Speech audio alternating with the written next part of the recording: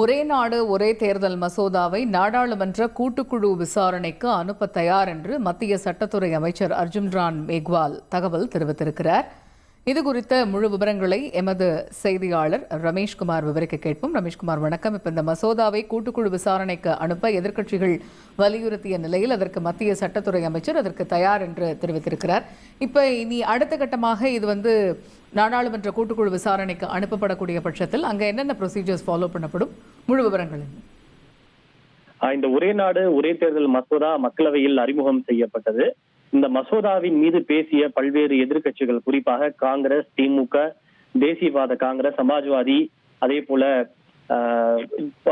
பல்வேறு எதிர்க்கட்சிகள் இந்த மசோதாவை ஒன்று அறிமுக நிலையிலேயே திரும்ப பெற வேண்டும், இதனை அறிமுகம் செய்யக்கூடாது, அப்படி நீங்கள் அறிமுகம் செய்தாலும் கூட இந்த மசோதாவின் மீது பல்வேறு கட்சிகள் விரிவாக தங்களுடைய கருத்துக்களை தெரிவிக்க வேண்டும், பல்வேறு நிபுணர்களுடைய கருத்துக்கள் கேட்கப்பட வேண்டும், விரிவாக கலந்தாலோசனை செய்யப்பட வேண்டும்.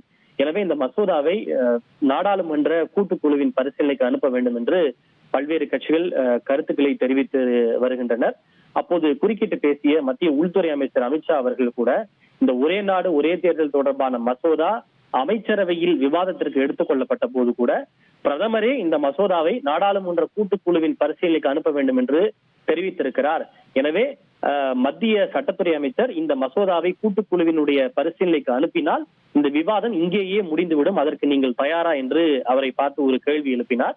அப்போது பேசிய மத்திய சட்டத்துறை அமைச்சரும் நிச்சயமாக இதன் மீது விரிவாக விவாதங்களை அனைத்து கட்சியினரும் முன்வைக்கலாம், இதனை கூட்டுக்குழுவினுடைய பரிசீலனைக்கு அனுப்ப அரசு தயாராக இருக்கிறது, இதனை கூட்டுக்குழுவினுடைய பரிசீலனைக்காக அனுப்ப வேண்டும் என்கிற பரிந்துரையை தான் முன்வைப்பதாக அவர் தெரிவித்தார். தொடர்ந்து அதன் மீது சில கட்சிகளுடைய உறுப்பினர்கள் தங்களுடைய கருத்துக்களை தெரிவித்து வருகின்றனர். அவர்கள் பேசி முடித்த பிறகு இந்த மசோதா நாடாளுமன்ற கூட்டுக்குழுவினுடைய பரிசீலனைக்கு அனுப்பப்படுவது தொடர்பாக ஒரு தீர்மானம் ஒன்று முன்மொழியப்படும். அந்த தீர்மானம் அவையினுடைய வாக்கெடுப்புக்கு விடுக்கப்பட்டு அது குரல் வாக்கெடுப்பின் மூலமாக அனைத்து கட்சிகளும் அதற்கு ஆதரவு தெரிவிக்கின்ற பட்சத்தில் அது நாடாளுமன்ற கூட்டுக்குழுவினுடைய பரிசீலனைக்காக அனுப்பப்படும் என்று அவை தலைவர் அறிவிப்பார். நாடாளுமன்ற கூட்டுக்குழு என்பது மக்களவை மற்றும் மாநிலங்களவையை சேர்ந்த இரண்டு தரப்பு உறுப்பினர்களுமே அங்கம் வகிக்கக்கூடிய ஒரு குழு தான் நாடாளுமன்ற கூட்டுக்குழு. இது இந்த மசோதா கூட்டுக்குழுவுக்கு அனுப்ப பரிந்துரைக்கப்படுகிறது என்று அவை தலைவர் அறிவித்த பிறகு வேறு ஒரு நாளில் இந்த மசோதா மாநிலங்களவையிலும் அறிமுகம் செய்யப்படும், தாக்கல் செய்யப்படும்.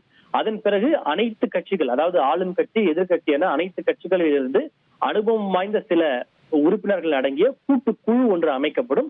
அந்த குழு இந்த காலகட்டத்திற்குள்ளாக இந்த மசோதா குறித்து ஆய்வு செய்து தங்களுடைய அறிக்கையை சமர்ப்பிக்க வேண்டும் என்று ஒரு காலக்கெடு நிர்ணயிக்கப்படும்.